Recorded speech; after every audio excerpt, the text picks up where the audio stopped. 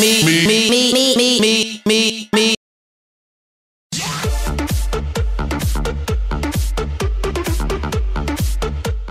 утааны асуудал явсаар байгаад улсын хурал засгийн газрыг огцруулдаг дээрээ тулаад байна. Утааг яаж арилгах нь төрийн асуудал. Тэр богдуулаа нөхөлнүү дагуул хотоо байгуулна уу хамаа алга. Утаад арилгах ёстой. Арилгаж чадахгүй бол үүнээс хойш түүнээс цааш ямар ч засгийн газар гарч ирсэн утаагаар улс төр хийгчэд байсаар байх болно. Харин утааг арилгана гэд утааны чинь хорон байхгүй болцсон. Тэгэхээр утаа аюулгүй гэсэн шигээ маанагийн яриад байж бас болохгүй. Тэгвэл 6-7 дугаар ангийнч боловсралгүй мулгуу тэнэг бол харагдсан шүү нөхдөө. Химийн хичээл үтсэн хэний ч болов хөхөнэдэг хүргэсэн ийм юм яриад сууж байдаг улс төрч тэр тусмаа төрийн сайд гэж ямар ч юм байдгийн. За тэгээд хэрвээ утаагүй зуух гэсэн тэнийг юм ахаад яриад ихэлсэн хэнийг ч болов шууд сэтгцийн эмнэлэг төвтүүлж Монголын улс төрөөс үүр зайлуулан хөөх хэрэгтэй. Дэлхийд тийм зуух байна уу? Одоо тэр тэгвэл олж ирээ төрийн ордон улсын хурлын тангим дотроо нүүрсээр галлаж үзүүлээд тэрийг баталчих хэрэгтэй. Тэртээ дэргүй утаа гаргадаггүй юм чинь тэр цахилгаан станцаа зогсоогоод улсын хурлын тангимдаа тэр утаагаа зуугаа тавьчих хэрэгтэй штэ.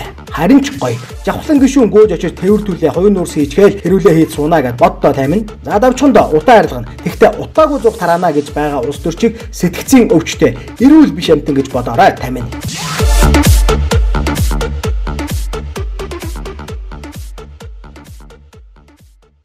Me.